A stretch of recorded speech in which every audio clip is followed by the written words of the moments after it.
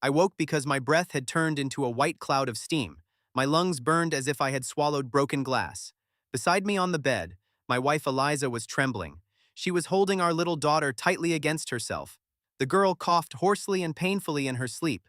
I reached for the mug on the nightstand to give her something to drink. My fingers touched solid stone. Overnight, all the water had turned into one solid monolith of ice. Yesterday had been the middle of summer. We had been gathering apples and complaining about the heat. Now the floor had frozen so hard that my bare feet instantly went numb. On the hill behind the houses stood the old mill. Yesterday its wheel had lazily creaked over the stream, and my daughter had laughed when the splashes flew into her face. Today the wheel hung inside a crust of ice. I rushed to the window. The glass was covered with a thick layer of sharp frost, but the frost was not growing outside. It was spreading inside our room, sucking out the last miserable scraps of warmth. Normal cold does not work like that. The frost crawled through the gaps between the logs, seized the sap inside the wood, and drained the last heat from the walls. Our house was dying. We had enough firewood left for exactly 2 days of ordinary heating, but at this temperature it would burn out in a couple of hours. Then we would fall asleep and never wake again. I turned to Eliza. Her light nightgown offered no warmth at all. The thin fabric clung to her skin with cold sweat, and she shook as if the frost had already reached her bones. On another day, I would have been embarrassed by such closeness. Now I saw only one thing. Her body was losing heat fast, and our daughter was pressing against her more weakly with every moment. I tore my thick work coat from the hook and threw it over her shoulders. She wrapped herself in the rough fabric, giving me a surprised and slightly offended look. Eliza muttered that I could have simply held her tighter instead of throwing that stinking rag over her. Her defiance, even in that moment, proved she was still alive.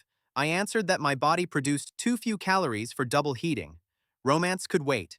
Right now, we had to rebuild the entire survival system. I went to our old stone stove, a normal wide firebox. It devoured wood by the ton, and 90% of the heat simply flew outside through the broad chimney. I took my heavy adjustable wrench, the one I called Grandfather. I measured the brickwork with my eyes and struck the central arch with all my strength. Bricks crunched and spilled onto the floor. My wife cried out and clutched our daughter tighter. She asked whether the cold had driven me completely mad. Breaking the only source of heat in the middle of a sudden winter looked insane. I did not waste time on lectures about thermodynamics. I needed material for narrow draft and a great deal of fast fire. I grabbed the axe and headed to the corner of the room. There stood Eliza's favorite oak chair, a gift from her late father. Carved pattern, soft upholstery, perfect dry dense wood with enormous energy capacity. I raised the axe and brought it down hard onto the back of the chair. The wood cracked pitifully. Eliza gasped so loudly that it sounded as if I had struck not the furniture but her. She tried to block my way, protesting that we could simply wait out the bad weather under blankets. The sun would come out soon, she said, and everything would melt on its own. I pointed the axe blade at the frozen window. The sun was already at its zenith. Its rays fell onto the floor, but they carried not a drop of warmth. The shadows from the table legs remained gray, not black. The cold was eating the sunlight itself. If we simply waited, by evening we would turn into ice statues. Eliza looked at the broken chair, swallowed, and stepped back. I methodically chopped the oak into small splinters. I did not need just firewood. I needed an instant release of colossal temperature. I threw the splinters into what remained of the firebox and struck the flint. The flame caught reluctantly. The icy air pressed the smoke back into the room, forcing us to cough. Ordinary draft could not break through that dense frozen barrier. I mixed clay with water that nearly froze in my hands. I blended it with broken brick from the old arch. I had to create a horizontal combustion channel. That is the basic principle of a rocket stove. A narrow, long passage forces the fuel to burn at maximum temperature. The gases do not escape immediately. They burn again, giving off all their heat. With my bare hands, I shaped a new arch over the roaring flame. The clay hissed and cracked. Fire burned my fingers and left red blisters, but I did not dare stop. Eliza stood beside me, tearing pieces from her hem to bandage my hands.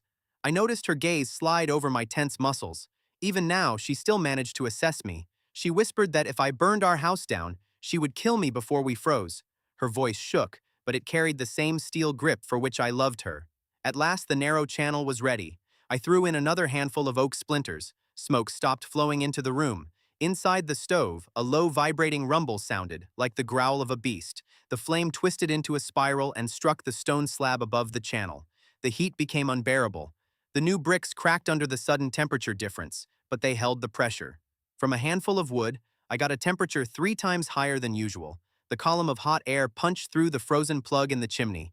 Within a meter of the stove, it became truly hot, but the warmth was draining away rapidly. Icy drafts dragged across the floor, sucking the life from our oasis. The house insulation had been built for summer nights, not an icy hell.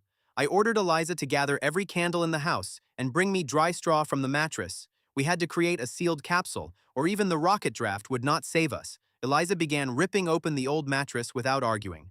I melted candle wax in an iron bowl above the roaring firebox. The smell of burning paraffin mixed with the acrid smoke of scorched clay. I generously poured hot wax into every gap in the window frames. The wood crackled as it absorbed the greasy liquid. Then I packed straw tightly between 2 layers of ice and wood. Straw traps air inside. Wax seals out moisture. Together they gave the walls a crude but functional defense against the cold that crawled through every crack. Eliza helped me block the doorways to the other rooms with old rags. We cut off more than half the house, leaving ourselves only a space 3 by 3 meters. Complete darkness settled inside our little capsule. All the wax had gone to the windows, and no candles remained. The only light came from the crimson glow of the firebox. But the temperature began to climb steadily. I felt my earlobes thaw. On the bed, our daughter finally stopped trembling and took her first deep, even breath. Eliza sank to the floor beside me. She wiped sweat from her forehead. In this little room, the temperature had reached 15 degrees above zero. By the standards of the catastrophe outside, it was a true tropical paradise. She looked at the remaining coal in the sack and sternly said that from now on I would not get a single piece without her permission. My wife instantly turned into a severe accountant. I smirked. I liked it when she took power into her own hands. Her pragmatism excited me more than any tender words. She had become my personal survival logistician. But our comfort did not last long. The air became dry from the intense burning of clay. The girl woke and quietly asked for water. Her lips were cracked from brutal dehydration. I went to the bucket from which I had tried to pour water that morning. The ice stood solid. I struck it with the heavy wrench. A ringing sound came, but not even a scratch appeared on the surface. We could melt that ice on the stove, but water takes a monstrous amount of energy to change its state. We would burn the entire day's coal supply for 2 mugs. I realized we needed an external source. I wrapped my neck tightly in a scarf, kissed my wife on the crown of her head, and said I had to go outside. I had to assess the scale of the catastrophe in the village. Eliza grabbed my sleeve and whispered that I must not dare die and leave her alone with that gluttonous stone monster. I promised to return quickly. Carefully, I moved the rags from the door and stepped into the corridor. The frost struck my face with such force that it felt like being hit with a heavy oak board. I opened the front door. The village of Amber Grove had turned into a white wasteland. Trees cracked, their trunks splitting from the frozen sap expanding inside them. The sky was clear, but the light looked dead. Birds caught by surprise lay on the snow in hard little lumps. An icy shroud had covered everything alive, leaving not a single chance. I walked a few steps to the fence. At the border of our village, a strange bluish dome shimmered. Beyond it, fires burned, and soldiers in heavy armor warmed themselves around them. They were Imperial legionaries. They had surrounded the anomaly zone with a tight ring. I saw them wrapping themselves in cloaks. They did not understand what was inside, but they were not letting us out. Something else was strange. Beyond the barrier, they were freezing too hard as well. The fires burned their faces, but their hands still trembled on their spears, as if the cold was already escaping beyond the village. Beyond the distant forest, no smoke rose from neighboring settlements. Not one messenger from the capital. Not one road bell. The world beyond the dome had also been silent for too long. Quarantine. The Empire had decided it was easier to let us all freeze than risk the spread of the icy plague. We had been locked in a cage without wood and without hope of rescue. At that moment, I saw my neighbor, Old Tom. He was dragging a bundle of brushwood and trying to climb over the old fence closer to the dome border, where there was slightly less snow. A dry snap rang out. A heavy crossbow bolt pierced the old man's chest clean through. He silently collapsed into a snowdrift, dropping his pitiful branches. The legionaries beyond the barrier did not even move. I pressed my back against the cold wall of my house. There was no way out of the village. No help would come from the capital. The soldiers would shoot anyone who came too close to the border. If I wanted to save my family, I would have to fight not only the temperature but this world itself. One rebuilt stove would not be enough. I needed an autonomous system for everything. But first, water. Without it, we would die in a couple of days. I looked toward the central square. There stood the enormous public well that fed our entire village. If the water in my bucket had turned to stone, then the well had frozen several meters deep. No ordinary axe or crowbar could break through that layer of anomalous ice. I returned to the house. Our little warm capsule smelled of clay and wax. Eliza rushed to me, helping remove my ice-crusted coat. I asked her to get our little pouch of salt. My wife raised her eyebrows in surprise. Salt was incredibly expensive. We saved it for curing meat for winter. Using it for anything else was considered a real crime in the village. I explained the simple chemistry to her. Salt lowers the melting point of ice. If mixed with red-hot coals, it would eat through the monolith at the bottom of the well faster. Eliza pressed her lips together. She understood that without salt, our food would become bland and quickly rot. But the dry lips of our coughing daughter mattered more than seasoning. My wife silently handed me the linen pouch. Then she went to the chest and took out her father's long hunting knife. She shoved it into my belt. Eliza said the entire desperate village would gather at the well now. And she was right. People in panic become more frightening than any frost.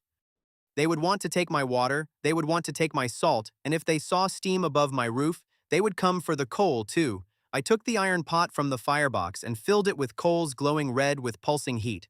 I threw on my coat, took the heavy crowbar in one hand, and my chemical reagent in the other. I looked at my wife. There were no tears in her eyes, only hard calculation and faith in my drawings. She promised to barricade the door from inside and let no one in until I returned. I took a deep breath of the warm, moist air inside our capsule. I memorized that feeling. I was about to go out to people who thought engineering was stupidity. They were wrong. The anomaly had thrown them into snowdrifts to die. And my laws of heat transfer were about to knock liquid life straight out of the stone bottom of the frozen well. I pushed the door open into the frost. The frost immediately sank into my cheeks like tiny needles of ice. I walked down the empty street, listening to the snow creak under my boots. That sound was too loud for an ordinary summer night. Every step was difficult. The wind tried to tear the heavy iron pot from my hands. The coals inside flared brighter from the air currents, warming my numb, crooked fingers. I saw frozen carts and tools abandoned right in the road. Neighbors had tried to save the harvest, but they had dropped everything when the cold began burning their lungs. The village system had collapsed completely. No order. No understanding of the physics of the process. The local headman, Grum, was probably sitting in his town hall right now, trying to warm himself with paper reports and waiting for help from the crown. But the crown had sent only crossbow bolts. I shifted the crowbar into a better grip. Ahead, at the well, people were already striking iron against ice, which meant I was only a couple of minutes late. I came out into the central square and stepped into the crowd around the well. The freezing wind hit my face so hard it seemed to be trying to peel the skin from my bones. The middle of summer had turned into dead winter. Snow crunched under my boots, reminding me of the sound of broken glass. At the public well in the center of the village, a crowd of maddened people had gathered. About 30 people were shoving one another, trying to force their way to the water. Strong men took turns striking the frozen surface with heavy wood-cutting axes. Ha! Dull blows of metal echoed down the street, but the blue ice did not even crumble. This was not ordinary frozen water. The anomaly had turned the well into a solid, impenetrable monolith. People breathed heavily. Their faces were covered with frost, and their lips were cracked from thirst. The steel of the axes dulled and bent from the blows against that icy armor. I came closer, holding the heavy crowbar in one hand and the small pouch from our kitchen in the other. My neighbor swung his axe and broke the handle. The crowd howled in despair. Women began crying, understanding that without water their children would not live even a day. Panic was beginning to turn into aggression. I shouted loudly over the noise of the blizzard. Move away from the edge of the well. Take one step back if you want to live until tomorrow morning. People turned around. Their eyes held a mixture of hatred and hope. They thought I was some strange city upstart, but right now they needed an answer. I will give you liquid water in 5 minutes, I said firmly. The crowd parted, forming a narrow corridor. Every movement I made was followed by their stares. Ordinary ice melts at 0 degrees. But this shroud had driven the temperature down to -30. I had to break the very structure of the frozen water. I went to the edge of the well and untied the pouch. Inside was my family's last salt, a tremendous treasure. Now our food would be bland and rotten. I poured the salt straight into the center of the blue ice crater. People gasped at such wastefulness, but chemistry works even when prayers do not give water. The salt began aggressively drawing moisture from the air, sharply lowering the freezing point of the ice. The surface of the monolith became covered with tiny white cracks. Then I lowered the heavy cast iron pot onto the salted spot. Inside it, red pieces of anthracite from my home stove smoldered with fierce heat. The red-hot metal touched the weakened ice. A loud hissing sound rang out. Water sprayed in every direction, and thick steam rose over the well. The crowd recoiled in terror. They decided I had summoned some poisonous demon of the void. The village peasants began hiding their faces in frozen sleeves, but the pot rapidly sank downward, melting a perfect round hole. The temperature difference broke the icy armor layer by layer. I lowered a wooden bucket on a rope into the hole that had formed. The long-awaited splash of liquid water sounded below. My plan had worked flawlessly. When I pulled the full bucket to the surface, people froze. In the absolute silence, all that could be heard was water dripping back into the dark shaft. Beside me stood a thin, ragged boy of about 12. His name was Tim. I handed him a ladle of water. He drank it in greedy gulps. Then the silence shattered. The crowd rushed toward the well with insane screams, nearly trampling me to death. Everyone wanted to receive their drop. I pressed my bucket tightly to my chest and began slowly moving back toward home. My family had been saved from thirst, but I had made a huge mistake. I had shown freezing people a miracle. A dozen grim men pulled away from the well and looked in my direction. They saw steam above my roof. I quickened my pace. Snow crunched loudly underfoot. The men followed. Heavy clubs and broken axe handles appeared in their hands. They were led by the local bully and drunk. His face was twisted with malice and envy. He understood that my house held warmth they did not have. I was almost running, feeling the water splash from the bucket and instantly freeze on my trousers. The pursuers caught up with me right at the porch. The door of my house suddenly flew open. My wife Eliza stood on the threshold. A sharpened wood-splitting axe gleamed in her hands. Her gaze was icy. "Get inside," she commanded in an even voice. I slipped behind her. The men stopped at the steps, breathing heavily and shifting from foot to foot. The bully stepped forward and raised his club. "Give us your coal and let us to the stove, city fool. Otherwise we will tear your pathetic shack apart log by log." Eliza shifted her grip on the axe.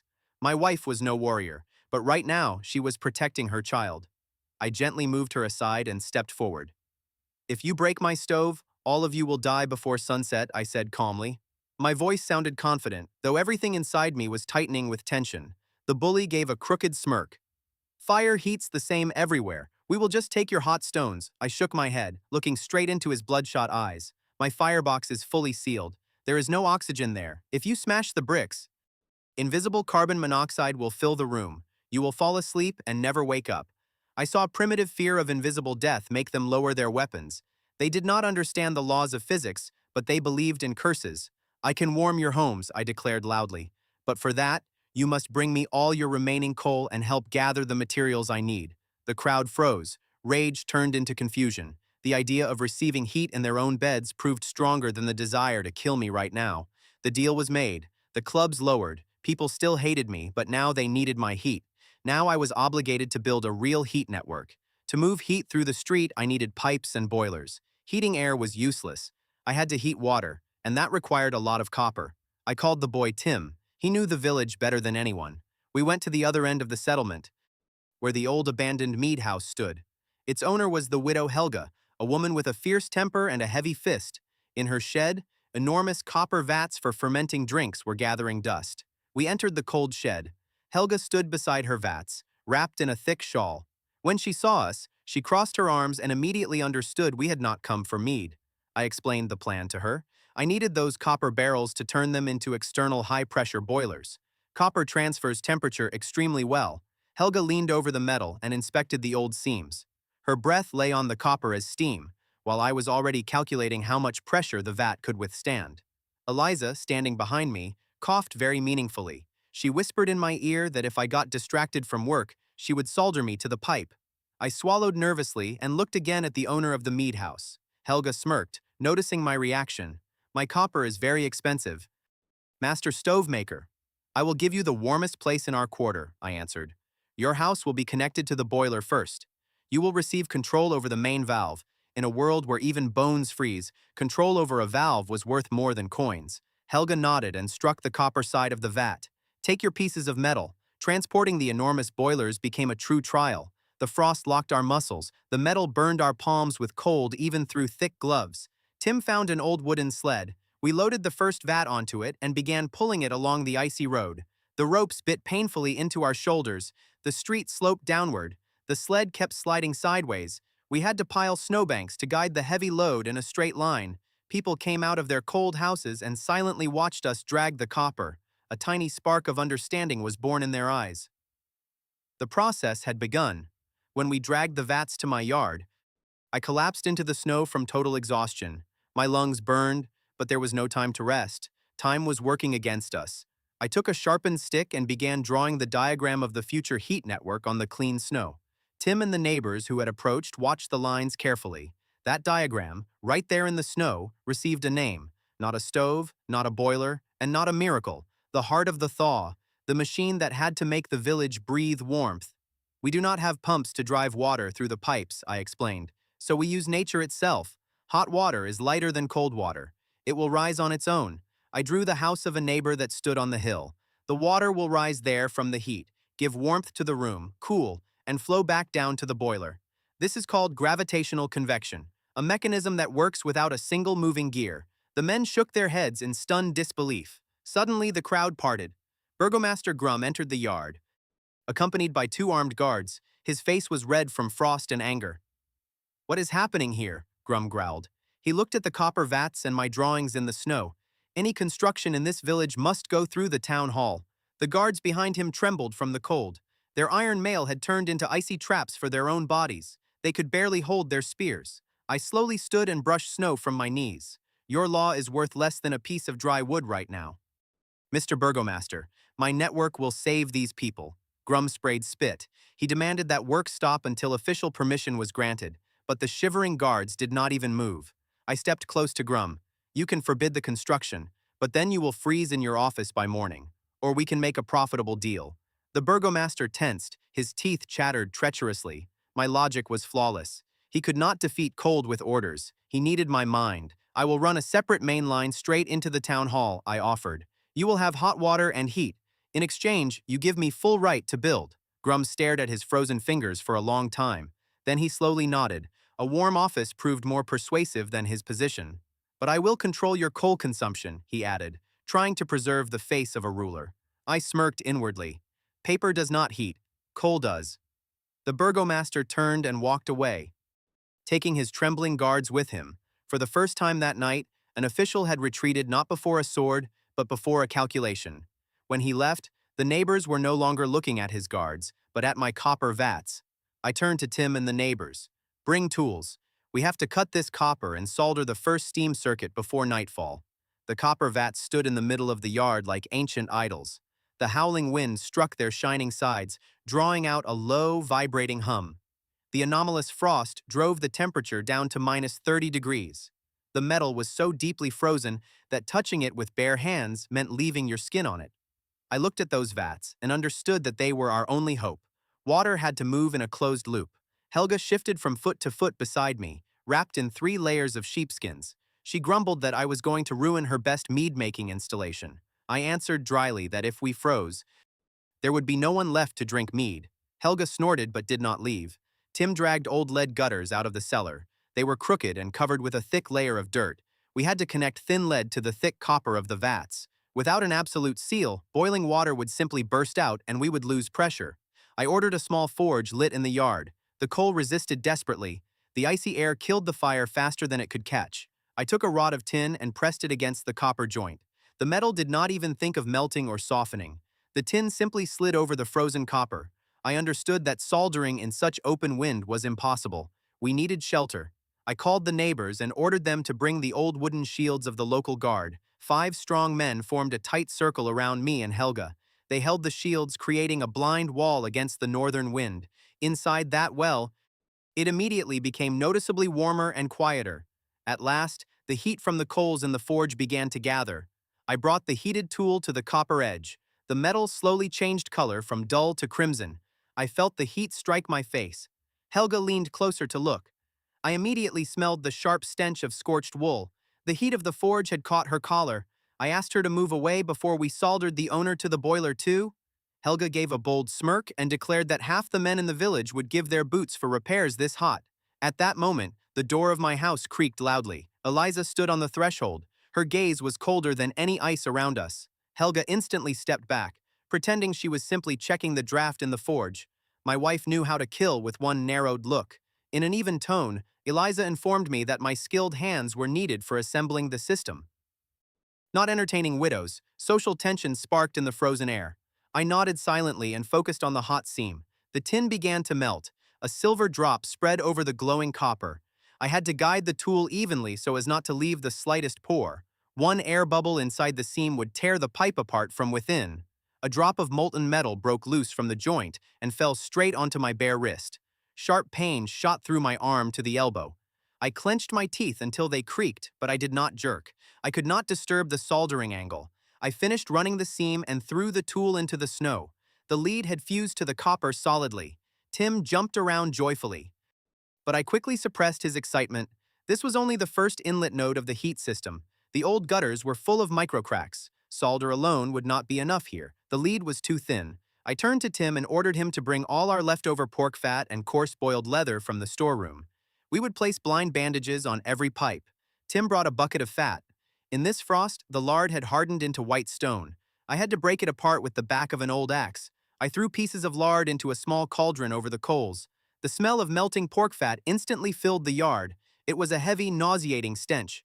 The people holding the shields began grimacing and turning away from the acrid smoke. A neighbor cursed that the smell would attract starving wolves from the forest. I dryly answered that the wolves would die from the cold before they gnawed through the anomalous barrier. The fat began bubbling violently, darkening before our eyes. I took stiff pieces of leather and dipped them straight into the boiling lard. Then I quickly wrapped them around every crack in the lead pipe. In the frost, the hot fat hardened within seconds, creating a stone-like crust. The leather tightened, forming an absolutely waterproof solid shell around the pipe. My arms were covered up to the elbows in wax and stinking fat. I methodically moved meter by meter, sealing the metal. Helga looked at my work and remarked that I handled slippery materials with too much confidence. On the porch, Eliza loudly snapped her calorie ledger shut. I ignored both women. A neighbor shouted that the last main line had been brought to his house. 3 houses were now physically connected to my yard. The gravity loop was closed. All that remained was to fill it with water. I lined people into a living conveyor chain from the well to the copper vat. They passed heavy buckets from hand to hand. The water was icy. Every accidentally spilled drop turned the ground into a dangerous slick rink. The tank was filled almost to the brim. I ordered selected black anthracite loaded into the firebox beneath the copper. The fire slowly flared, gaining strength. We stood around and listened to the hot flame hum. 10 minutes passed, then 20. The water did not boil. The neighbors began whispering nervously. They suspected I had simply tricked them to take their coal. Tension in the crowd grew with every minute. Suddenly, the copper shell released a low, gut-deep moan. The water inside began boiling, creating a muffled rumble. The pipe leading out of the tank began to tremble lightly. Thermal shock slammed into the cold, frozen lead. The metal expanded with a loud, frightening crunch. One of the leather joints failed under the pressure.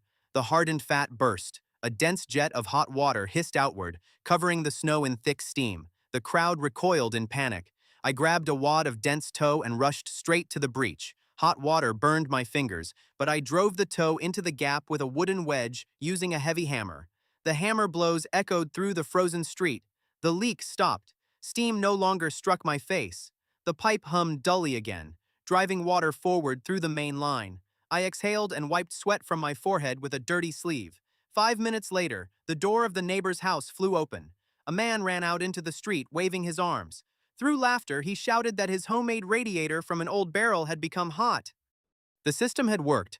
We had launched the first small version of the Heart of the Thaw. Eliza methodically crossed debtor names out of her ledger. 3 families had received their lawful heat. Helga looked at me with open respect. For one brief moment, it seemed to me that we had outplayed this cursed frost. But my triumph did not last long.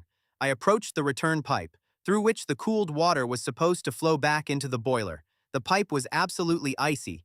I put my ear to the metal and heard no sound of flowing water. The current had stopped completely somewhere halfway along the route. I grabbed the wrench and ran along the street main line to find the cause of the blockage.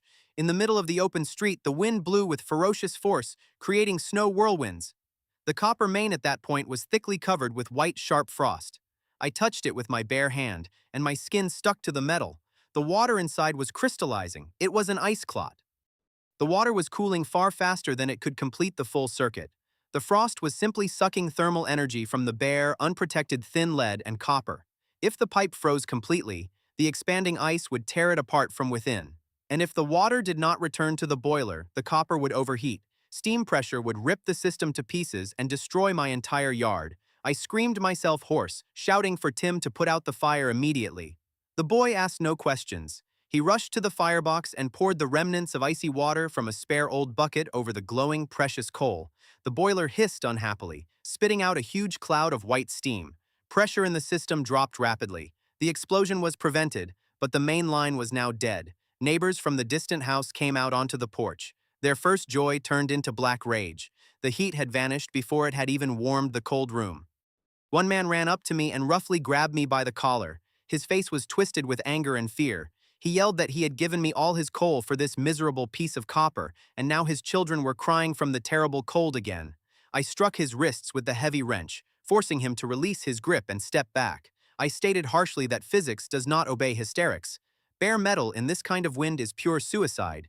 To keep the water from cooling, the pipes need powerful insulation. We need a dense protective coat. I ordered everyone to disperse to their homes and preserve the remaining warmth. I needed time for a new mathematical calculation. The men left reluctantly, throwing angry looks at me. I remained alone in the frozen street. Movement on the hill caught my attention. Behind the bluish quarantine barrier stood a tall figure in a black robe. It was the Imperial Inquisitor Valerius. He was staring straight at my extinguished yard. He stood upright, but his fingers trembled on his staff. It was not the gesture of a victor. It was the fear of a man who did not understand where the anomaly ended. The Inquisitor noticed the thick column of steam we had released. I saw him slowly raise the hand holding the staff. The air around our village visibly darkened. The wind instantly strengthened, bringing icy grit. Valerius understood that we were not lying quietly and waiting for death. He raised his staff and the cold struck harder. Wooden roofs cracked from the new temperature shock. The Inquisitor was not going to wait until we died out on our own. To him, an active village inside quarantine was more dangerous than a dead one. There was no more time for long, safe tests. The cold began pressing down on the village with new force. If we did not restart the pipes before sunset, half the people would not wake tomorrow morning. I turned and walked home quickly. Inside our cramped thermal capsule, a war council had gathered. Eliza had melted a little snow for hot water. Helga and Tim sat near the warm stove. The air here was stale, but it saved us from the icy hell outside. I spread a piece of parchment on the table and drew the diagram of the frozen main line. I explained that we needed a thick coat to protect the pipes. The best insulator in our conditions was dry straw soaked in fat. Straw would trap air, and fat would repel moisture. Tim shook his head grimly. He said all the dry straw and the village's stores of lamp fat were safely locked in the church barns under strong locks. The abbess, Mother Gertrude, hated me fiercely. She preached to the people that this cold was a holy test from heaven. To her, my steam pipes were devilish intestines desecrating divine will. Gertrude would never willingly give us a single sheaf. I picked up the heavy crowbar and suggested going there at night, simply to tear off the locks. We needed to survive, not listen to the ravings of fanatics. Eliza slammed her palm onto the table, stopping me. In a cold tone, she said that if we simply stole that straw, Gertrude's enraged parishioners would burn our house to the foundations with us inside. My wife opened her battered calorie ledger. She carefully studied the list of debtor names. Eliza said we would not steal anything. We would honestly buy that straw from the starving parishioners themselves. Our currency would be tickets for a hot night's sleep right beside the copper pipe in our warm house. Helga whistled loudly, assessing the plan. With a smile, she called my wife the most cunning fox in the world. Eliza dryly answered that she was simply a logistician protecting the life of her child. She intended to take Mother Gertrude's faithful flock away from her through the basic human need for saving warmth. The desperate women of the village were an unstoppable force when their children began to freeze. Eliza put on her warmest headscarf, took the ledger, and went out into the frost. She went to gather the anxious mothers of the hearth. I stayed alone in the yard to prepare the copper boiler for the new dangerous launch. The first test had revealed another weakness. When heated, soft copper became too plastic and too yielding. The bottom of the enormous vat had bulged slightly outward, threatening to tear the lead seams. I sent Tim to look for old oak barrels. We urgently needed strong steel hoops to bind that unstable copper. The boy quickly brought a dozen rusty rings. I took a heavy blacksmith's hammer and began forcefully driving those rings directly onto the copper body of the boiler. Every blow echoed as dull pain in my frozen shoulders. The steel hoops gripped the copper tightly, creating a reliable, rigid frame. Now, with rising temperature and pressure, our boiler would not swell in every direction like a cheap, rotten pig bladder under the sun. But this repair created a new mortal threat. If the water boiled again and the main line was blocked by ice, the steel would not let the copper stretch. Pressure would build inside until it tore the entire apparatus to pieces. The explosion would destroy half my yard and us with it. I desperately needed a steam relief valve, but right now I had neither springs nor time. I would have to risk my hands and my own life. I would regulate the steam pressure manually by bleeding excess boiling water through an ordinary lower tap. It was dangerous work that required constant attention. One mistake, and I would simply be boiled inside a cloud of scalding water. The sun finally dropped below the forest line. The sky first turned dark violet, then coal black. The temperature fell another 10 degrees. The frost literally rang in the motionless air. Darkness greedily swallowed the village. The only light came from the Legion's Anomalous barrier, where their fires burned. People sat in the pitch-black darkness of their frozen homes, waiting for inevitable death from the cold. I lit a small backup fire in the home stove so I would not stiffen completely. A small tap welded to the remnant of a pipe protruded from the outer wall of my house. I decided to take a serious risk. I opened the iron damper and released a thin stream of hot water straight into an empty trough outside. Thick white steam instantly rose above my fence. The smell of warmth in frozen air works miracles. 10 minutes later, the first trembling shadows appeared at my gate. Freezing people walked toward that steam like blind moths to a flame. They clutched mugs, little pots, and old empty buckets in their hands. I allowed them to take a little boiling water in strict exchange for pieces of coal. The first long nighttime queue formed. People stood silently, afraid that one extra word would frighten off their luck. They looked at me with hope. I looked at that obedient, trembling crowd and understood something terrifying. Now I fully controlled their lives. That feeling of absolute power frightened me more than the anomalous cold of Inquisitor Valerius. Eliza had gone into the night with the ledger under her arm. I remained at the boiler and listened as the queue for boiling water formed beyond the fence. Every minute stretched too long. If her plan failed, the pipes would freeze before I could invent a new one. Eliza returned to the yard not alone. Behind her walked 30 exhausted women. They were dragging heavy sacks of dry straw and buckets of hardened pork fat from the cellars of the local parish church. Mother Gertrude had tried to stop them.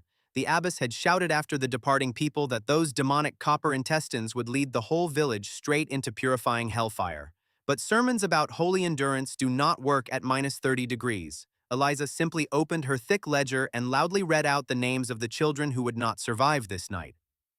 The choice proved too obvious. The women silently pushed aside the thin church novices and took all the insulation supplies. Gertrude remained at the church door with empty barns. The mothers chose not a sermon, but warmth for their children. I did not waste a second. The ice clot inside the copper main had already begun expanding. If the water froze completely, the thin metal would burst, and the whole boiler would become a shrapnel bomb. I grabbed a huge lump of icy fat and threw it straight onto the hot surface of the stove. The room instantly filled with thick, suffocating smoke. The smell of burned lard cut the eyes unbearably.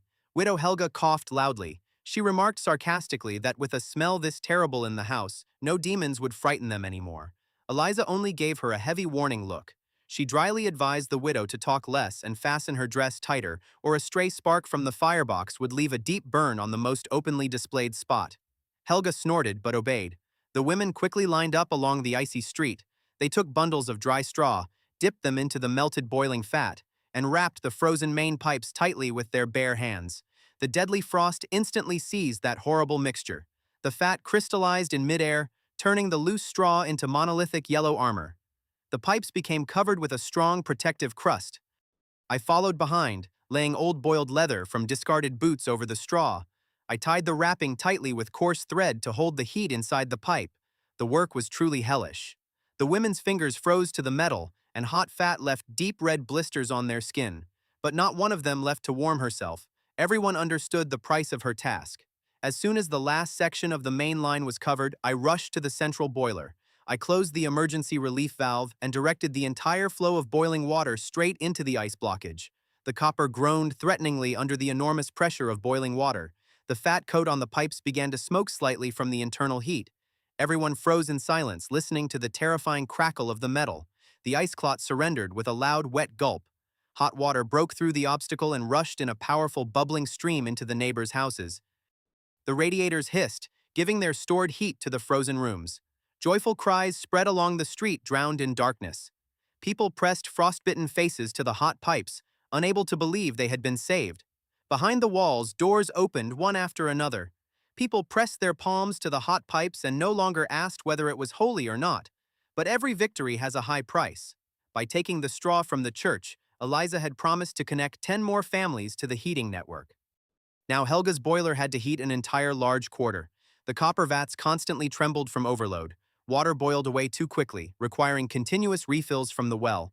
I had to throw portions of anthracite in every 5 minutes without rest. The pressure inside the system rose relentlessly. Outside, the temperature had collapsed to minus 35 degrees. That colossal temperature difference created incredible physical stress in the metal. The smell of heated burned fat became simply nauseating. The entire village stank as if someone had staged a mass burning of rotten lard. Many residents began complaining of stomach cramps and headaches. I did not back down. I loudly told the crowd that the stench meant life, while clean, frosty air smelled of death. People had to accept the aroma of salvation. The real problems began deep at night.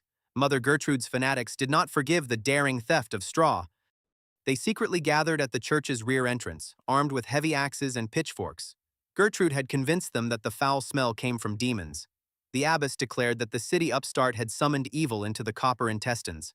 To restore heaven's favor, the pipes had to be destroyed. 10 sturdy men in tight rag masks moved toward the nearest working main line. They chose a remote section hidden in darkness, where there were no watchmen. The saboteurs' steps sank into deep snow. The anomalous cold made their fingers stiffen on the axe handles. They approached the thick wrapped pipe, which hummed quietly beneath its layer of insulation. A tall church novice raised a heavy splitting axe and struck the insulated main line with all his force.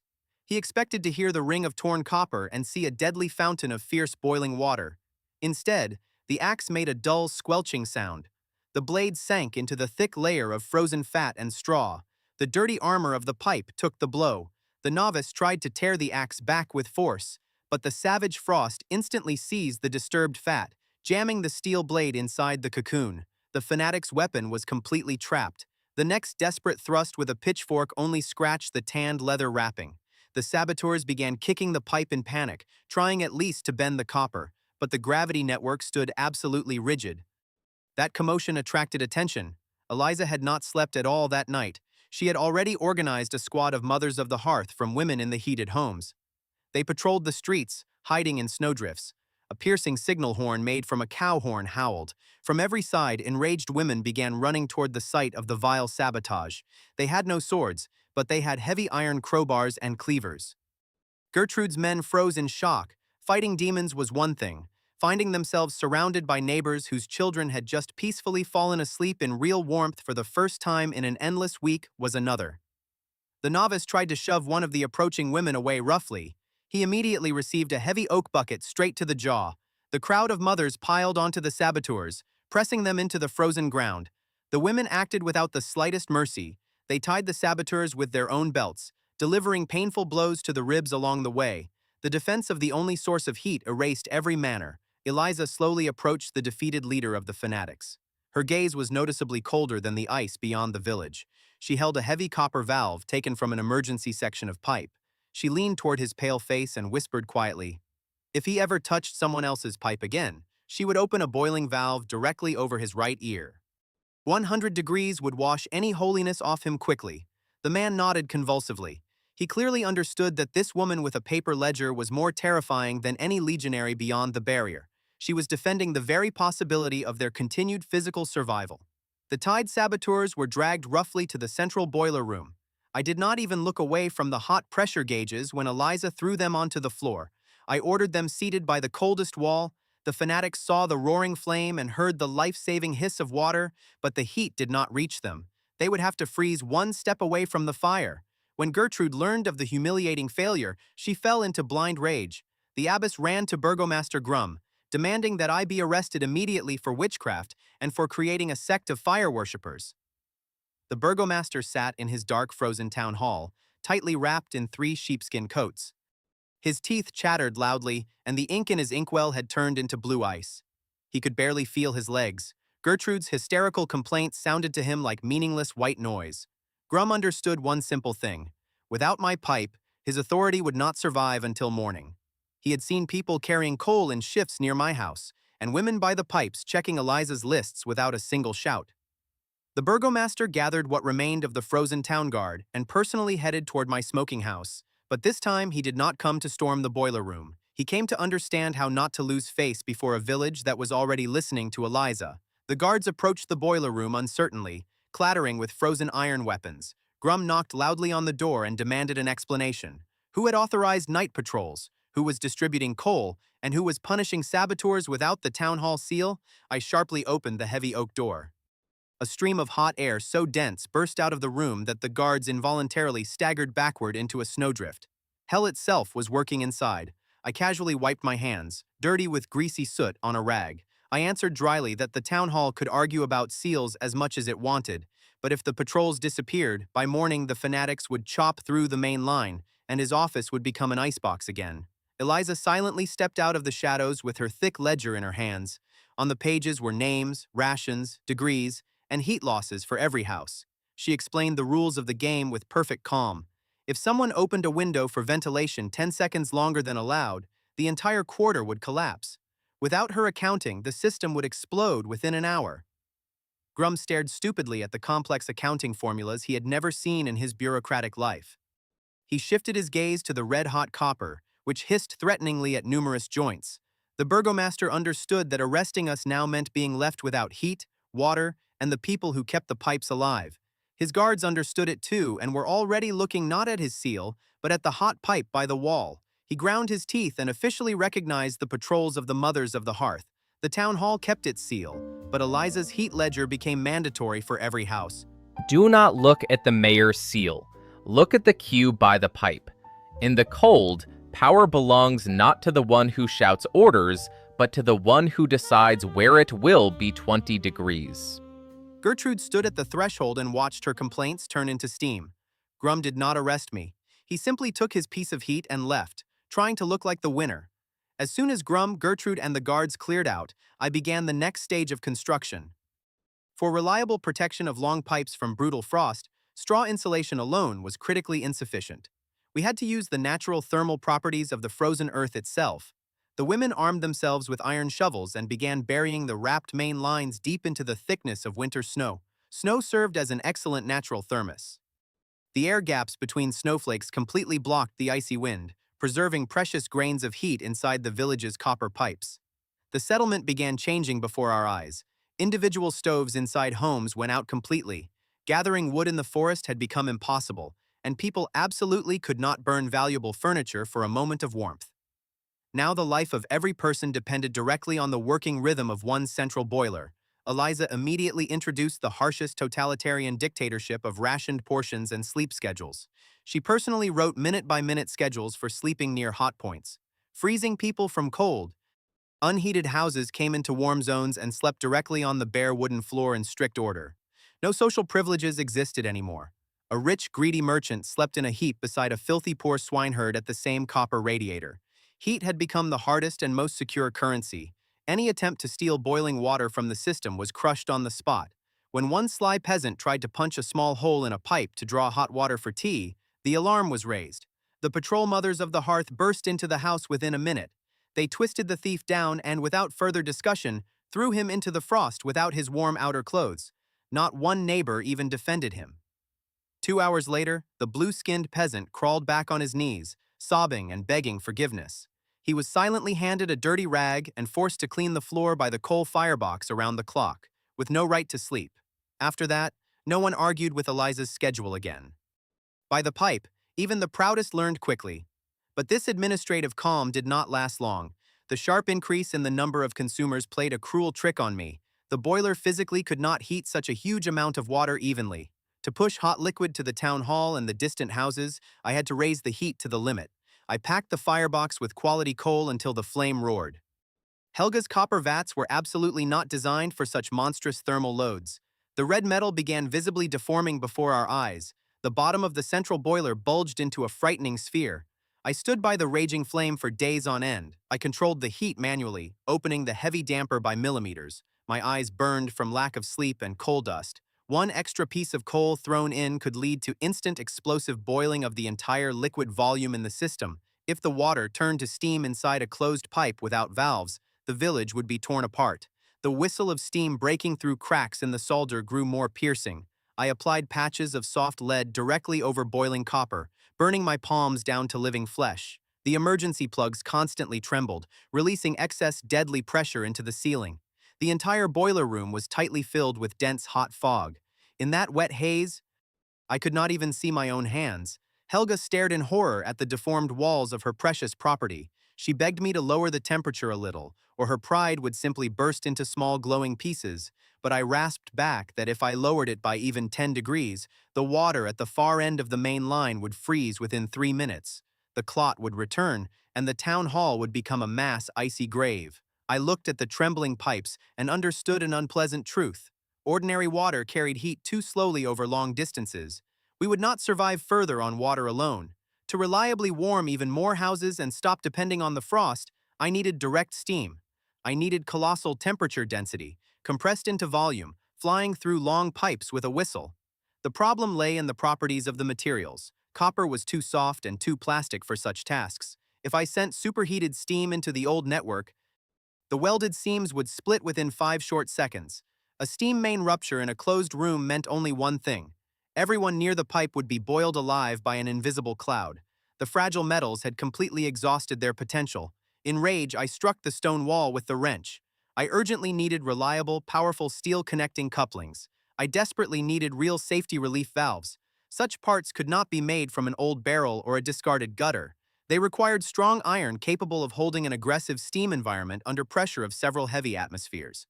Only one person in the village remained capable of forging such parts. The unsociable blacksmith Brock kept an enormous forge that had stood cold since the first day of winter. I handed control of the firebox to frightened Helga. I strictly ordered her to watch the needle of the homemade pressure float and not leave the stove even for a sip of water. I tightened my belt, took my favorite heavy tool, and stepped decisively into the icy blizzard. The transition to the next technological level promised to be even more dangerous than fighting fanatics. The copper boiler moaned so loudly that my ears kept blocking. The old mead house had turned into a hellish steam room. The metal swelled before our eyes like the belly of some enormous red beast. Helga and I stood in deep puddles of boiling water. Breathing was unbearably hard. The wet, scalding air burned the lungs with every breath. Pressure inside the system had reached its most critical point. I manually held the emergency lever, bleeding excess steam straight into the ceiling. My palms had long since become covered with blisters. The skin reddened and peeled away in pieces, but I could not release the cold piece of iron. If I closed the release for even 30 seconds, the copper would burst into hundreds of deadly shards. Our entire street main line would turn into one giant bomb of boiling water and molten lead. Helga breathed heavily, leaning against the wet wall. Her clothes were soaked with steam, her face red from heat, but stubborn defiance still held in her eyes. "If we get boiled alive in here, master," the widow said hoarsely, wiping her wet forehead with her sleeve, "I very much hope you at least manage to apologize for my mead house. Your shirt will burn together with your skin if we do not release pressure," I answered dryly, looking at the swelling seam. "The copper is too soft. It no longer holds this enormous temperature. The metal is tired." The lead at the pipe joints began to gleam treacherously. That meant only one thing. The melting point was close. A little more, and the system's seal would fail. We needed quality steel. I grabbed a wooden wedge and drove it hard into the crack that had formed. A loud whistle rang out. Hot water struck me straight in the shoulder, but the wood quickly swelled with moisture and temporarily sealed the breach. I needed an automatic valve, a device that opens by itself under excess pressure and closes when the threat passes. Human hands were too slow to control energy this powerful. "Hold the lever," I ordered Helga, handing her control over the steam release. "If the boiler starts vibrating so hard your teeth shake, open the damper fully and run outside immediately. Do not look back." The widow gripped the slippery handle. There was no fear in her eyes, only the grim resolve of a person who had entrusted her life to physics. I threw the frozen jacket over my shoulders and ran out into the brutal frost. The cold striking my face seemed almost a blessing after the hellish heat of the boiler room. Outside, the temperature had dropped to -40 degrees. Breath instantly turned into tiny, sharp crystals. I headed toward the square where abandoned merchant carts stood. They had frozen so firmly into the ground that they seemed part of the landscape. I was interested only in their massive suspensions and thick steel springs. Taking out my heavy adjustable wrench, I began knocking ice from the suspension of the largest cart. In the frost, the metal had become brittle. Every blow sent pain through my frostbitten joints, but I did not stop working. After 10 minutes of struggle, I broke out a stiff steel spring, rusty but alive, exactly the kind that could be set into a life-saving valve. Now I needed a person capable of working that metal. There was only one craftsman of that level in the village, a grim and eternally dissatisfied giant named Brock. I headed straight to his frozen smithy. The smithy door stood ajar. Inside, the same terrible cold ruled as outside. The main forge had long gone out. Brock sat on an enormous anvil, wrapped in 3 layers of old bearskins. "Go away, stovemaker," the blacksmith grumbled without even looking up at me. "Because of your damned pipes, people stopped bringing me coal. I have no fuel even to warm my own hands." I silently approached the anvil and laid the rusted spring before him with a loud clang. Then I took out a piece of chalk and began quickly drawing the safety assembly diagram directly on the cold iron. "This is a cylinder," I said, outlining the part. "Inside it moves a piston. This spring presses the piston against the hole. Steam pushes from below. When the force of the steam exceeds the force of the spring, the piston moves up." Brock frowned and leaned slightly toward the drawing. A spark of professional interest flickered in his eyes. He was a craftsman to the marrow and immediately understood the brilliant simplicity of the mechanism I proposed. "Steam exits through the side opening," I continued in a hard tone. "Pressure drops. The spring pushes the piston down again, closing the system. This will save our boilers from inevitable rupture. I need you to forge it." "Why should I spend my last strength on your pieces of iron?" Brock smirked, crossing his huge arms over his chest. "You took all the power in the village. People pray to your pipes and they simply forgot me. If you do not forge this valve right now, in 20 minutes my boiler will explode," I answered calmly, looking him in the eyes. "Half the village will fly into the air, and your icy smithy will suffer too." The blacksmith sighed heavily, accepting the reality of the threat. The cold anomaly around us killed slowly, while glowing steam could destroy everything in 1 second. But the old master clearly was not going to surrender for nothing. "I will make your piston and forge the cylinder," Brock rumbled, rising. "But the price will be enormous. I want the right to free heat from my workshop until the end of winter, and I will be connected to the main branch." Brock was blackmailing me to my face. Giving him that much energy meant depriving several families, but without his steel, the entire network was doomed. "Agreed," I nodded. "Take your furs. We are forging the part directly in the mead house. It is hot enough there now to heat your portable anvil. We have no more time for long preparations." We returned to the boiler room just in time. Helga sat on the floor with her face in her hands. The boiler produced a terrible vibrating roar. The joints hissed, releasing thin streams of acrid steam. The copper was preparing to burst. Brock quickly assessed the situation. He threw off his furs, remaining in one shirt. The heat of the boiler room instantly warmed his frozen muscles. We set up the portable forge right beside the roaring copper monster. I opened the valve and directed a stream of scalding steam straight onto the forge coals. The oxygen draft strengthened several times over. The coal flared with blinding white light. Forging temperature was reached instantly. Brock worked the hammer with incredible speed. Sparks flew in every direction, burning our skin. He flattened a piece of old pipe, rolled it into a tight cylinder, and fitted the inner piston perfectly to size. Every strike of his hammer sounded like a challenge to the ice anomaly itself. In that small room, 2 men were creating the first high-pressure steel part in this world. When the last rivet fell into place, Brock looked at the valve for the first time as if he had forged not iron, but a chance at survival. "Done," the blacksmith growled, throwing the hissing part into a bucket of meltwater.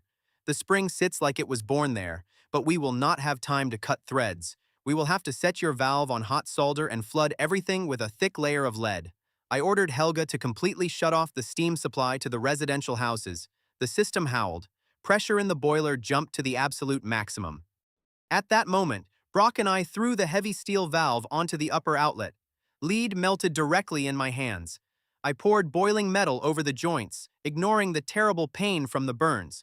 The boiler jerked under our hands like a living beast, trying to throw off its steel collar. "Open the main line," I shouted when the last layer of tin hardened on the joint. Helga yanked the main lever with force. Hot water roared through the pipes toward the frozen residential houses. We stepped back and looked at our new steel assembly. Pressure inside was rising. The needle of my homemade pressure gauge crept into the red zone. If Brock's valve jammed, all of us would be torn into tiny pieces. The spring tensed with a loud crunch. Then a sharp, deafening whistle rang out.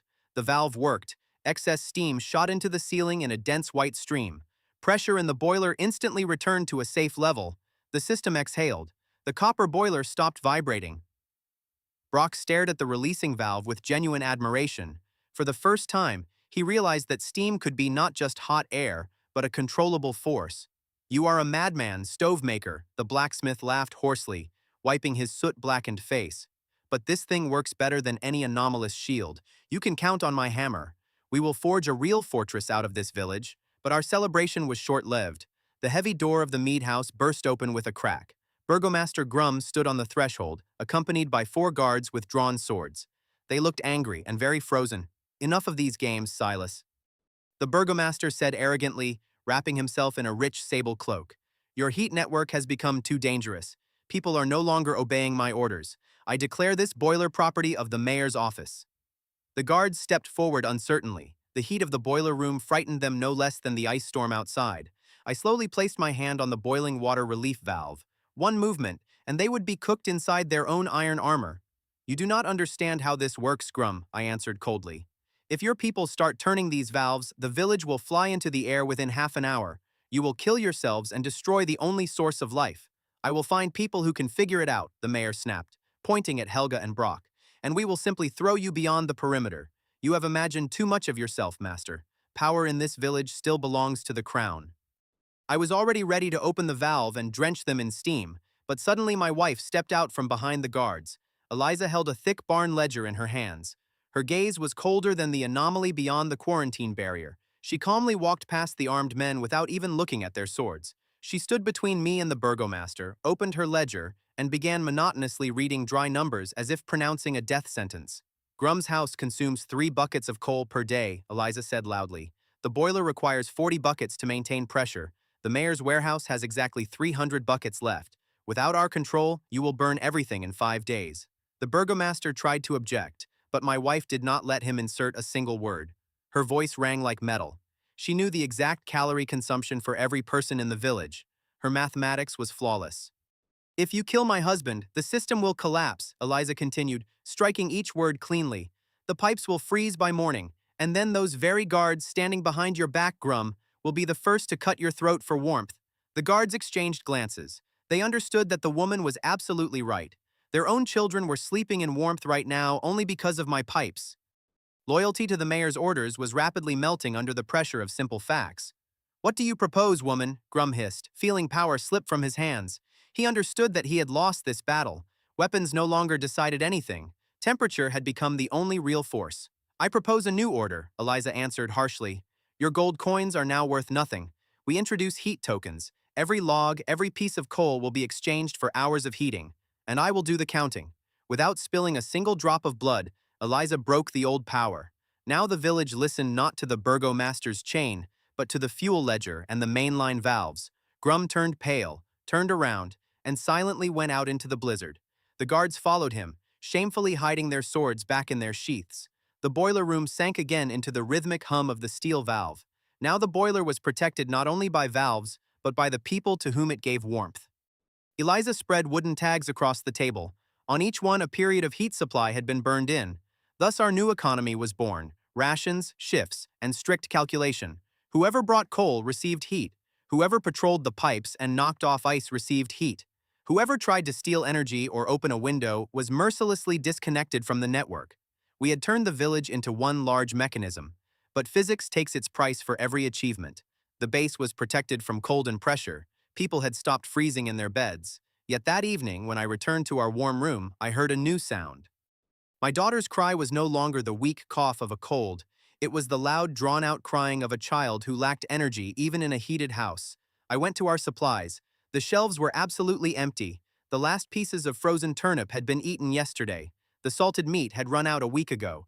We had spent all our food salt to break through the ice in the well. Heat was no longer our only problem. The ground had frozen 3 meters deep. Seeds had turned into dead icy pebbles. The village was about to face the most terrible enemy of any siege. People cannot eat coal. They cannot drink hot steam. I had created a perfect heating system, but now my people were beginning to die slowly from total hunger. I had to force physics to grow food. The base hummed with the pressure of blazing steam. Blacksmith Brock's steel valves held the insane heat inside the system excellently. But while hard metal celebrated victory over ice, human flesh began to surrender. People no longer trembled from cold inside their fortified homes. Now they were slowly and painfully dying of hunger right in the warmth. The last stores of turnips frozen stone hard had run out 3 days earlier. Eliza sat at the wooden table with an absolutely empty barn ledger. Her short pencil hovered above the thick paper. She looked at me and dryly stated the fact. Tomorrow there will be nothing to issue. If people did not receive calories within 2 days, the mothers of the hearth simply would not be able to patrol the pipes outside. They would not have the strength left to hold heavy clubs, and without guards, the system would collapse under the axes of crazed fanatics. I nodded silently and went down into the dark cellar of the smithy. The central return loop pipe passed through it. In this place, spent steam released the last of its heat before returning to the main boiler. The air below was thick, humid, and suffocating. I wiped acrid sweat from my forehead with the back of my dirty hand. The rusty thick pipe above his head hissed quietly, releasing hot condensate straight onto the earthen floor. I dropped to my knees and sank my fingers into the black mass beneath the pipe. The frost had retreated, leaving slick, warm mud behind. It smelled of dampness, not death. In the dim beam of the oil lamp, he saw a tiny patch. On a rotten piece of old board constantly washed by hot drops, dense greenish mold had bloomed. Where there was mold, life could appear. A new mathematical scheme instantly formed in my head. Steam was losing an enormous amount of energy at the outlet. That heat was simply sinking into dead earth. But if it were trapped in an enclosed space, it would make the perfect greenhouse. I rushed out of the cellar and headed to old Zelt's house. That man had spent his whole life working with herbs and roots. Now the old man lay under 2 layers of straw, breathing heavily, saving the last energy in his weak body. I roughly tore the straw off him and demanded that he show every surviving seed. The old man pressed a small leather pouch to his chest in fear. Zeltz rasped that planting anything in frozen stone was absolutely meaningless. I grabbed the herbalist by the shoulder and forced him to rise. I told him we were not going to dig ice outside. We were going to plant food in cellars, directly beneath a constant flow of hot steam. Zeltz looked at me doubtfully, but opened the pouch. Inside lay spores of hardy cave mushrooms and a handful of shriveled early peas. It was pitifully little, but enough to start a biological reactor. The problem was the frame. To keep roots from rotting in puddles of boiling water, we needed long hanging trays, and making them required dry, strong boards. There was no wood left in the village. Everything had gone to keeping the fires burning. I returned to Eliza and gave her a hard task. He needed the wooden floors from the houses where heating had not yet been installed. Eliza turned pale. She understood that this meant permanently destroying other people's homes. But the steel logistician quickly suppressed pity inside herself. She gathered a squad of strong women and headed to the far street. The owners of the floors tried to protest, shouting about theft and demanding intervention from the local guards. Eliza stepped forward and offered them a deal. Whoever gave up their boards voluntarily would receive the first share of the fresh harvest and a place by the boiler. Whoever refused would remain sitting on their rotten floor in absolute cold, without food and without protection. By evening, the floor owners themselves were carrying boards to the smithy and pretending it had been their decision. A pile of old boards grew by the smithy entrance. I immediately went to work with a heavy hammer and rusty nails, which I straightened directly on the anvil. Widow Helga came down into the cellar to help distribute the pipes. She ran her hand over the hot copper and smirked that I must have a very firm grip if metal bent so easily for me. She leaned too close, checking the valve. Helga remarked that after such dirty work, everyone could use a hot bath. I dryly answered that a bath would reduce system pressure by 3 points. At that moment, Eliza appeared on the stairs with a bucket of ash. In an icy tone, she informed Helga that her caloric value clearly exceeded her useful work coefficient. Eliza suggested the widow clean the ash pit if she had so much extra energy. Helga snorted irritably and moved back toward the boilers, muttering about some wives having no imagination. I did not even turn around at their argument. I was completely absorbed in adjusting the angle of the trays for the ideal drainage of hot condensate. The construction of the hydroponic farm was extremely simple and brutal to the building. Steam from the pipes struck directly into wooden shields above the trays. The water cooled, turned into drops, and evenly watered a mixture of wood ash, old compost, and thawed mud. Zeltz distributed mushroom spores through the warm, wet mass with trembling hands. He planted the peas closer to the ventilation vent, where I had installed a clever system of reflective polished metal sheets. Those sheets caught the meager daylight from outside and redirected it straight onto the beds. The system worked autonomously, feeding on waste from the central heating, but we had to pay a terrible price for that brilliant engineering move. Constant dampness and tropical humidity began destroying the smithy cellar itself. The wooden support beams swelled before our eyes. The smell of rot mixed with the scent of wet earth, creating below a heavy atmosphere of suffocating swamps. I understood the mathematics of destruction. We had at most 2 weeks before rot ate through the beams and the smithy roof collapsed straight onto the main boiler. The days dragged on endlessly. Every morning began with the creak of empty stomachs. People gathered at the smithy entrance, demanding to be shown the miracle the stubborn master had promised. But the cellar doors remained tightly locked. Mother Gertrude's fanatics began sowing panic in the crowd.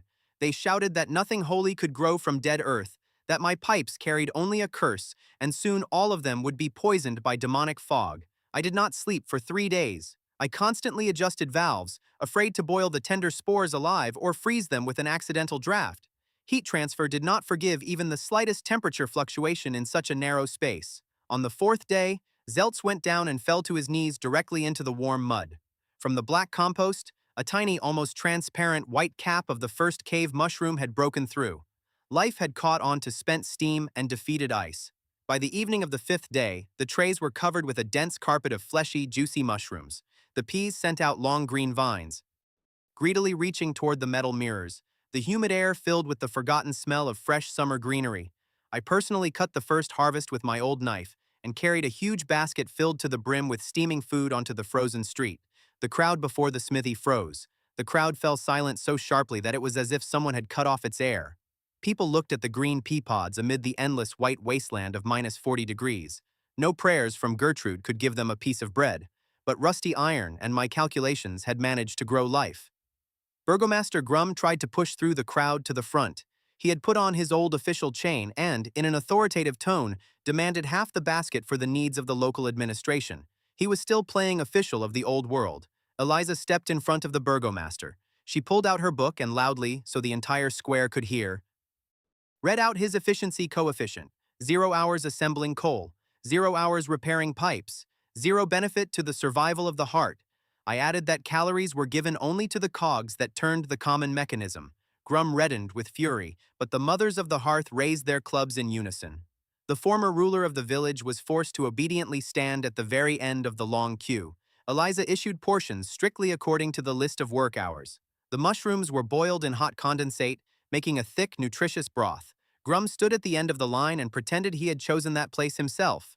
Gertrude lost what remained of her influence. People no longer went to the church for words. They went to the boiler for hot water, rations, and work. But fullness breeds envy in those who have lost their feeding trough. Grum's people, former guards, and petty merchants sat in their half-empty houses and hated me. I had taken from them status, money, and the right to rule the weak. They decided that if they destroyed the greenhouse, I would become an ordinary dirty stovemaker again. Their plan was primitive and cruel. They only had to open the upper ventilation hatches at night, let in the frost, and freeze the entire harvest down to the roots. I was not a naive boy. I knew human nature too well.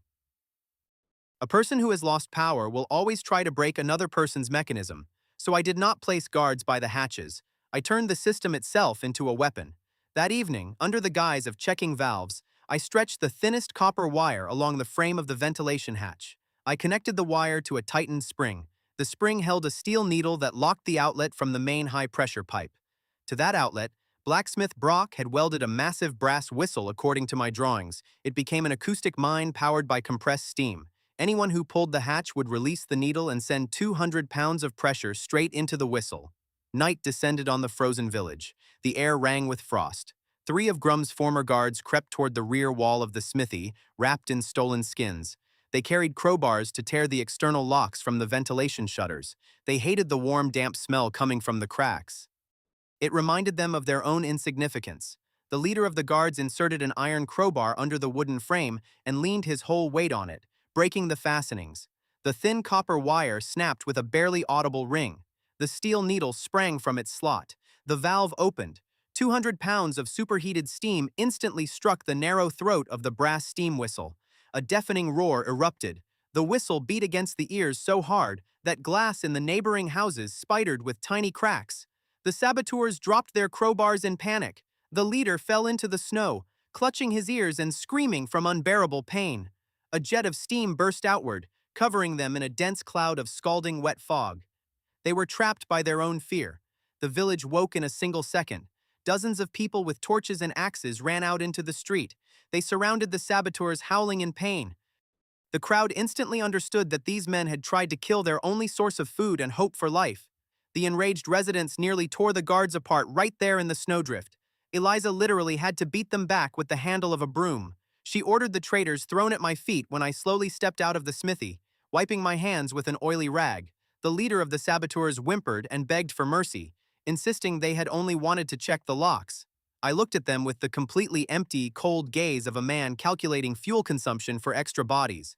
I did not beat them or hang them. I went to the distribution panel and calmly turned 3 red valves. I simply cut their homes off from the heat main. The crowd parted in horror. I had not executed the conspirators. I had shown the village a simple rule: whoever touches the pipe loses heat. But the green shoots that had burst out of the greenhouse through the opened hatch were noticed not only by our people. On the white snow, that color looked like a signal flare. Beyond the barrier, on the high hill, Inquisitor Valerius slowly raised his spyglass. Valerius did not see salvation. He saw movement inside a zone that, according to every Imperial order, was supposed to lie dead and still. Steam above the roofs, green sprouts, warm pipes, people in the streets. To me, it was proof that the village was still alive. To him, it meant the quarantine had ceased to be reliable. Valerius did not know we were building heat from copper, fat, salt, and stolen straw. He saw only one thing: the zone he was supposed to keep dead had begun to move.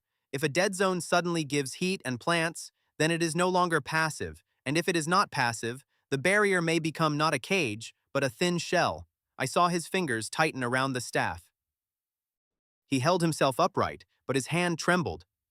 That is what an official looks like when he understands that the map no longer obeys the seals. Valerius turned to the legionary commander and gave a short order: not to storm. Not one soldier wanted to enter a place where summer had become a grave overnight. Valerius ordered the heavy ballistae rolled out and loaded with alchemical projectiles. Not for battle, for quarantine sterilization. The barrier held cold inside, but iron and fire passed through. The Empire was not going to check whether we were saving ourselves or feeding the contagion. It decided to burn out the source of steam. I had only just managed to close the ventilation hatch and wipe sweat from my forehead when the first projectile whistled over the roofs. A burning ball pierced the thin roof of an outer house and spilled liquid fire over the beams. The ice on the walls instantly boiled, but it was not salvation. Fire struck anomalous frost, and the house exploded in a cloud of scalding steam. The wood cracked as if it were being torn apart from within. People ran screaming into the street. The copper pipe leading to the house burst with a sharp ring. Hot water poured into the snow and became an icy crust within seconds. I stood on the station porch and looked at the burning outskirts. Valerius was not trying to defeat us. He was trying to make the village quiet, cold, and safe for Imperial reports again. Pressure in the main boiler dropped sharply. Helga turned valves, cutting off the damaged main line. Her hands were covered with burns, but she did not step away from the red-hot metal. The system was too stretched out. I had understood that from the beginning. The long pipes lost heat, and now they had also become perfect targets. Every house that was struck meant a breach in the circuit.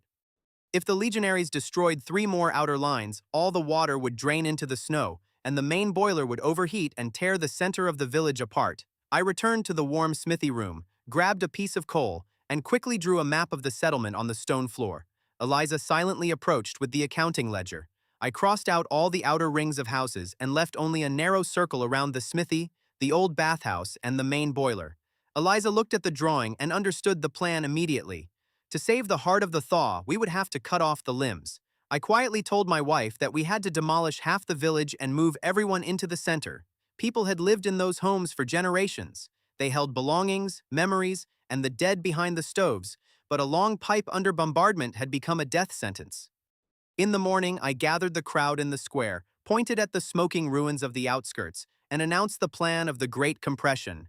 The outer houses would be dismantled for materials. People would move into barracks around the smithy. Shouting rose. An old carpenter threw his cap into the snow, declaring that he would rather freeze in his bed than give his house for fuel. People began grumbling. Fear of losing their last property proved stronger than cold. Then Eliza stepped forward. She did not shout. She simply opened her ledger and read the coal reserves in an even voice. Fuel remained for 3 days, with breached pipes, barely 1 day. Eliza dryly announced that heat would now be supplied only within a radius of 100 steps from the smithy. Anyone who wanted to stay in their old house could do so, but there would be no more hot water in his pipes. The crowd fell silent. Former Burgomaster Grum tried to protest a violation of property rights. Eliza silently shoved a heavy iron pickaxe into his hands. She ordered him to go break fences if he wanted to eat dinner. Grum turned pale but took the pickaxe. Political power had finally died. In this icy hell, only the one who controlled the valves survived. People gloomily trudged to their homes to gather their modest belongings. Work erupted. Dozens of men and women began dismantling wooden walls. Boards, beams, doors, everything was dragged to the center. Whole streets were torn down, turning the village into a dense fortified camp. The boy Tim crawled through narrow gaps in collapsing buildings.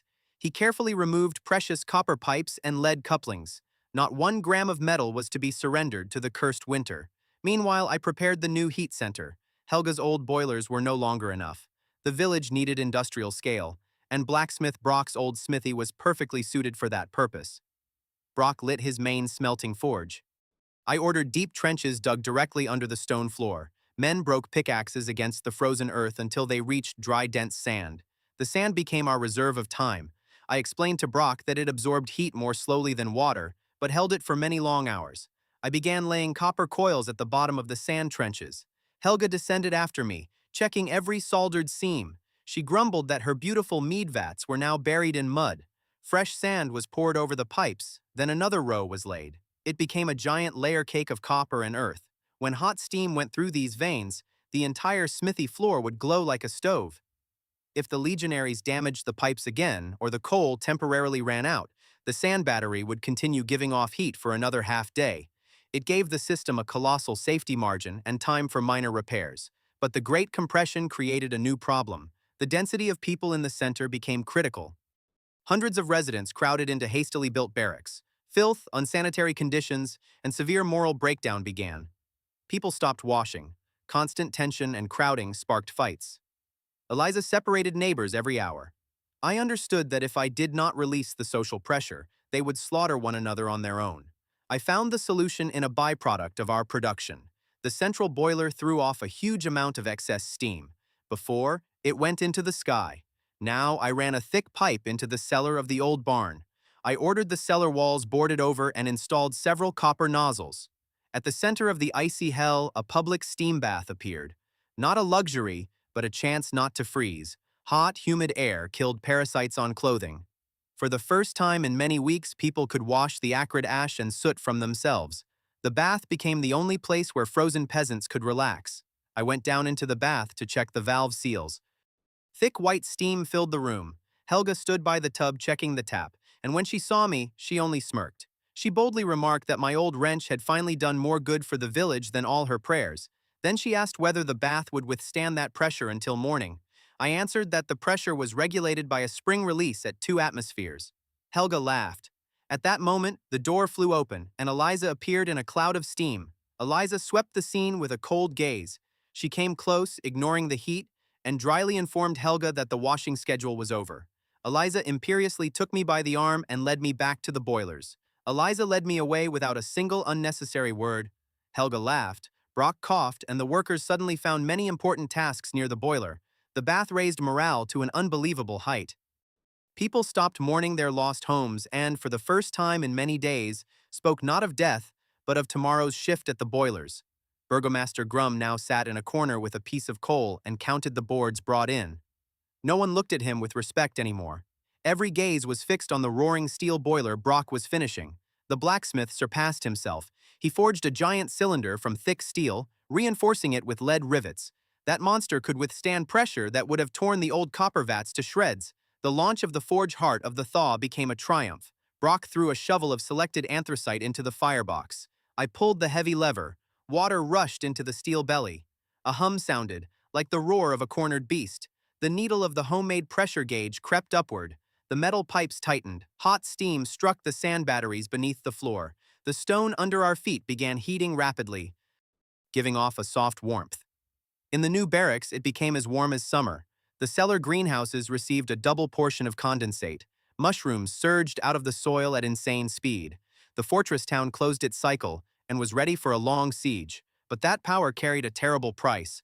The giant boiler required constant exhaust. Above the smithy rose a thick black column of smoke mixed with steam. That column could be seen 10 miles around the village.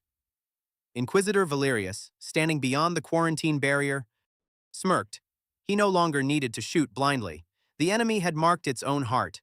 Valerius ordered the heavy ballistae turned. The legionaries tightened the thick ropes of the siege machines. Cloth soaked in flammable alchemical oil was wrapped around the arrowheads. That oil continued burning even on snow. The lookout boy Tim came running to me with a shout. The enemy had aimed its weapons straight at the smithy. If even one incendiary projectile pierced the roof above the steel boiler, the overheated system would detonate. There was no time for evacuation. I rushed to the distribution unit on the smithy roof. I had to hide the target. But how do you hide a giant building in the middle of a white snowy field on a clear winter day? I grabbed my wrench, grandfather, and tore the safety caps from the upper spent steam pipes. Then I turned the icy water feed valve straight into the hot exhaust. Hot pressurized steam collided with icy air and cold water. A powerful physical process of condensation took place. Millions of tiny water droplets burst from the pipes with a deafening hiss. Within seconds, the smithy, the barracks, and the central square were covered by dense white fog. The heavy steam curtain hid houses, pipes, and people from the sights. Valerius gave the order to fire. Heavy bolts soared into the sky, leaving fiery tails behind them.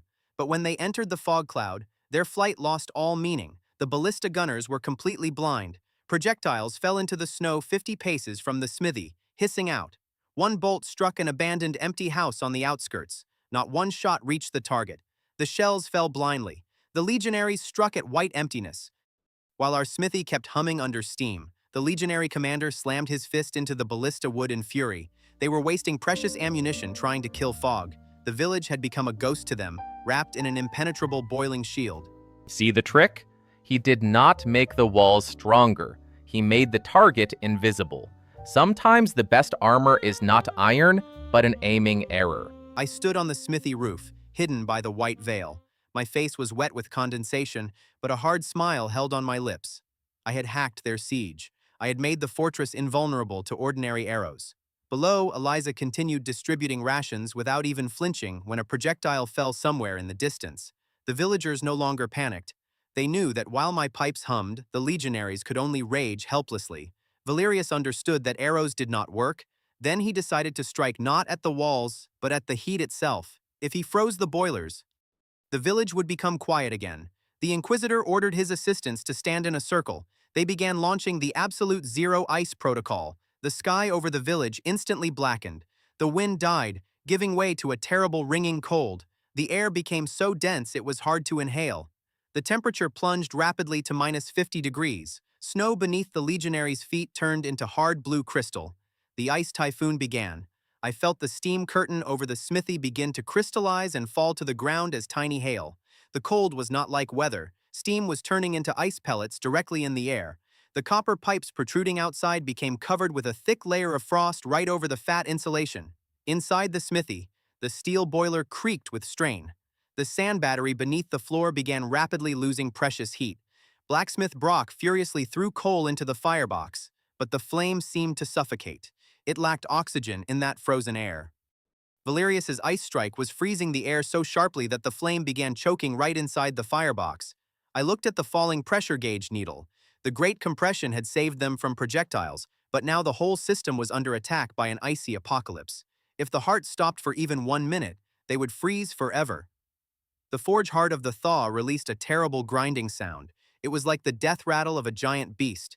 The metal was shrinking from unnatural cold. Brock stood beside the fading forge. His face was covered with a layer of dirty frost. He looked at me with empty eyes and said the coal would last exactly 15 minutes.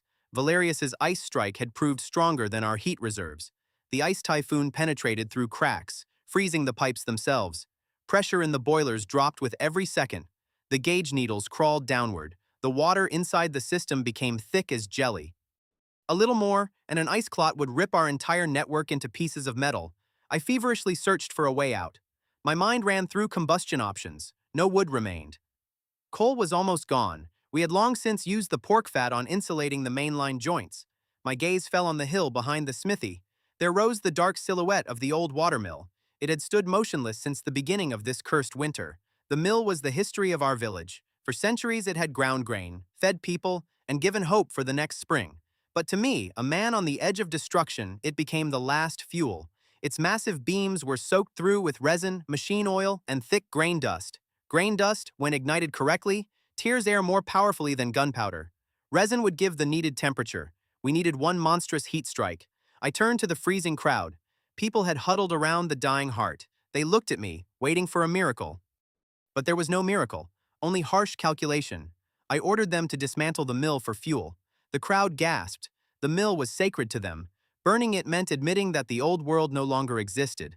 Eliza stepped forward. She wrapped her woolen headscarf tighter, but her back remained straight. There was not a drop of fear or doubt in her eyes. She said loudly that the dead do not need bread. If we did not burn our past right now, we would simply have no future at all. Her voice cut through the panic. The women she called the mothers of the hearth were the first to move toward the hill. Silently, they took crowbars and the blacksmith's heavy sledgehammers. Even Gertrude's fanatics joined us. The cold had made everyone equal. They broke the old beams, tearing wood into splinters, and dragged that oil-soaked debris to the forge. Eliza directed the chain of people. She snapped at Brock that if he carried the beams that slowly the children would freeze before he had time to show his strength. It worked. Embarrassment knocked the last numbness from him. Brock grabbed the heaviest support beam and dragged it alone toward the open mouth of the furnace. I ordered the wreckage thrown straight into the central firebox. The wood, soaked with centuries-old resin, flared instantly. Flame roared upward through the pipes. At that moment, the grain dust ignited. A dull thump shook the ground under our feet. The fire inside the boiler took on a blinding white color. The temperature jumped to 1,000 degrees. I physically felt the heat strike my face. The sand battery in the cellars grew so hot that the stones began to glow. The water in Helga's main boiler boiled within seconds. Pressure in the system exceeded every permitted limit.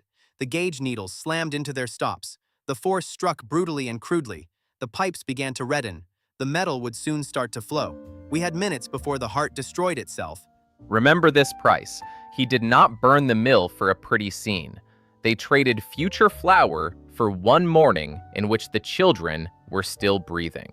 I grabbed my heavy adjustable wrench. Running to the main distribution node, I tore off the protective cover. I had to redirect all that hellish steam. I closed the valves leading to the residential houses. If that steam entered the village, it would boil everyone alive. All the system's power was now locked into one main line. That main line led to the border of the village, straight to where Valerius held his ice barrier and thought the cold had already won.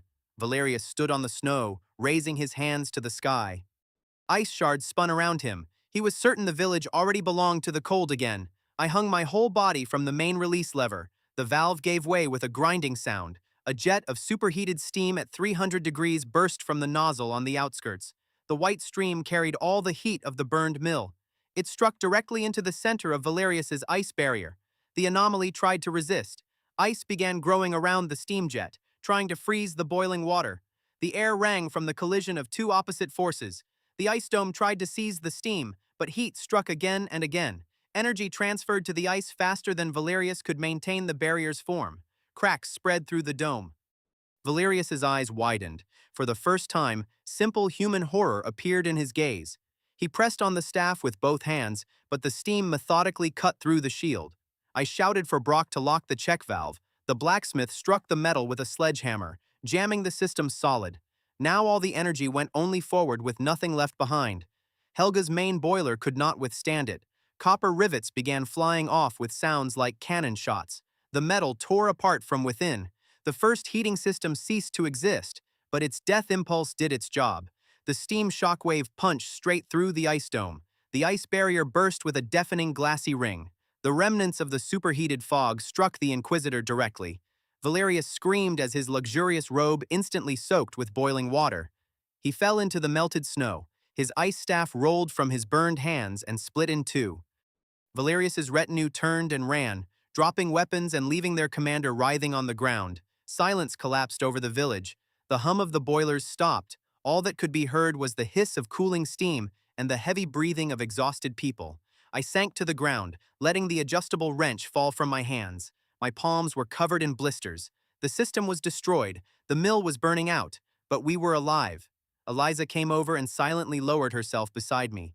She did not check my burns. She simply pressed herself against me, warming me with her body. That mattered more than any words. People came out of the shelters. They looked at the sky. The thick clouds held by the ice staff began to part. The first ray of real sunlight touched the dirty snow. The icy shroud vanished. Steam above our streets slowly dispersed. We had defended our right to live, paying a colossal price for it. But my joy did not last long. A lone figure appeared from the forest. It was Tim, our scout boy. He barely moved his legs, sinking into the wet snow. Tim collapsed to his knees right in front of me. His face was gray from frostbite. His breathing broke into wheezes. He convulsively grabbed the edge of my jacket. The boy said the legionaries had not fled because they feared us. They had fled because they had nothing left to guard. The anomaly had not been our village's curse. Tim said he had seen the horizon. There were no green forests or summer fields there. An endless white desert stretched to the very edge of the earth. The whole world had frozen. The Imperial capital was covered in ice several meters thick. Rivers had stopped. Cities had turned into icy tombs. Winter had come to the entire planet. The authorities had sealed us behind the barrier not to protect the world from the cold. They had been trying to hide from us that the world was already dead. Our village remained the only bright spot. I looked at the white horizon and understood for the first time. We had not been building a village boiler room. We had been building a place where every living person would soon come begging. The ground trembled. Through the trees we saw movement. It was not the remnants of the cordon. A huge Imperial army was approaching our village. Thousands of steel-clad soldiers trudged heavily through the snowdrifts.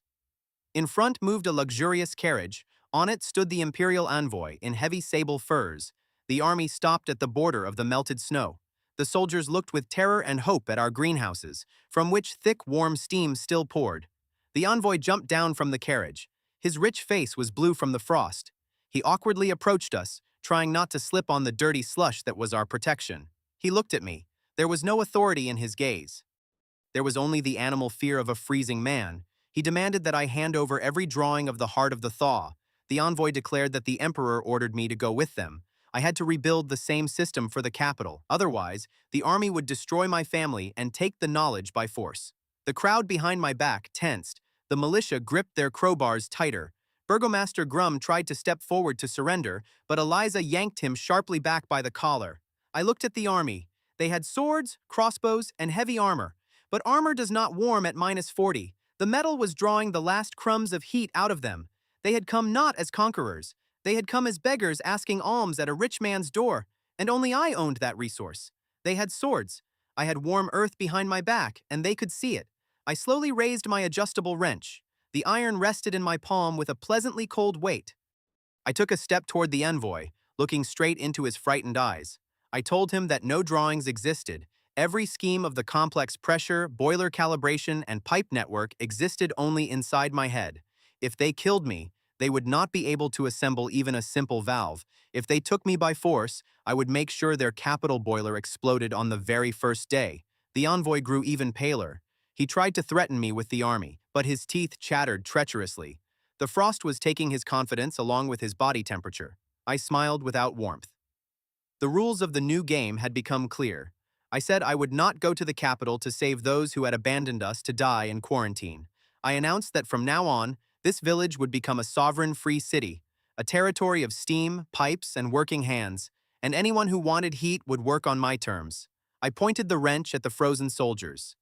I said they could throw down their weapons, take shovels, and start digging coal for us, or they could turn around and die in the ice. Eliza came over and stood beside me.